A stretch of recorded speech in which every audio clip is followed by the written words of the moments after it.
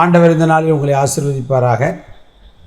தொடர்ந்து வாக்கு தத்தத்தை நாம் தியானிக்க தேவனம் கிருபை தருவார். யாத்ராமத்தின் புஸ்தகம் 6ஆம் அதிகாரம் 7ஆம் வசனத்தினுடைய பிந்திய பாகத்தை வாசிக்க கேட்போம். உங்கள் மேல் எகிப்தியர் சுமத்தின சுமைகளை நீக்கி உங்களை விடுவிக்கின்ற உங்கள் தேவனாகிய கர்த்தர் நான் என்று அறிவீர்கள். கர்த்தருடைய நாமம். நம்முடைய ஆண்டவர் எப்படிப்பட்டவர், என்ன செய்ய போகிறார் அப்படின்னா, எகிப்தியர் சுமத்தின சுமைகளை நீக்கி நம்மை விடுவிக்கிற தேவனாகிய கர்த்தர் நம்முடைய ஆண்டவர்.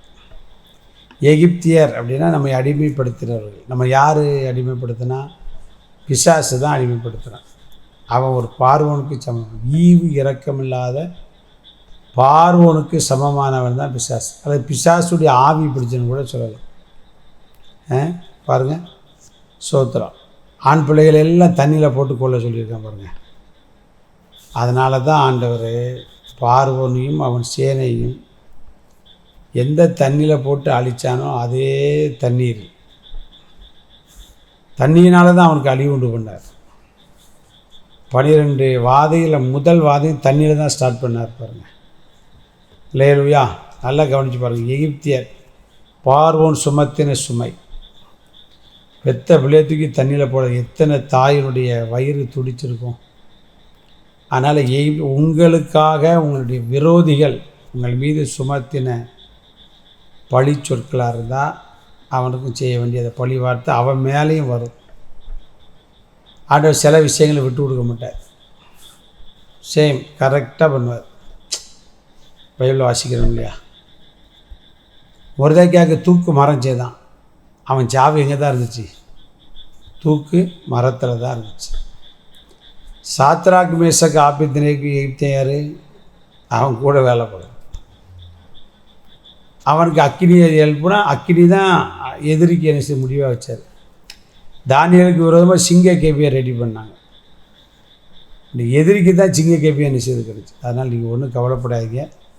உங்களுக்கு விரோதமாய் உங்களை அடிமைத்தனப்படுத்துவதற்காக இந்த பார்வோன்னு ஆவி பிடிச்ச யாராக இருந்தாலும் சரி, நீங்கள் நல்லா கவனிச்சுக்கிடணும். தண்ணியில் தான் கொலை பண்ணான் பிள்ளைகளெல்லாம். அவனுக்கு அவனுக்கு முன்னாடி சின்ன முதல்ல செய்தது அதுதான். தண்ணீரை என்ன செய்தால் ரத்தமாக மாற்றினான். இந்த கோல் போட்டான், பாம்பாக மறைச்சி. அது அரண்மனைக்குள்ளேயே நடந்த சம்பவம். அவுட்டரில் அடியே தண்ணி தான். அவன் செத்தது பார்த்தீங்களா? தண்ணியிலே கொண்டு வந்து சுத்தமாக வாசல் பண்ணிட்டார். கிராமத்தில் ஒரு பழமொழி சொல்லுவாங்க, கொன்ன பாவம் தின்னா போச்சுமாங்க. அதே மாதிரி இவன் எந்த தண்ணியில் கொண்டாலும் சேம் அதே தண்ணியில் போட்டு கணக்கை டேலி பண்ணிட்டார். கர்த்தருடைய நாமம் மகிமைப்படுவது. ஆனால் ஒன்றும் கவலைப்படாதீங்க. உங்களுக்கு எதிரிகளாய் பார்வனாய் வந்து உங்கள் சுமைகளை உங்களுக்கு சில பேர் இதுக்குன்னே அலைவான்.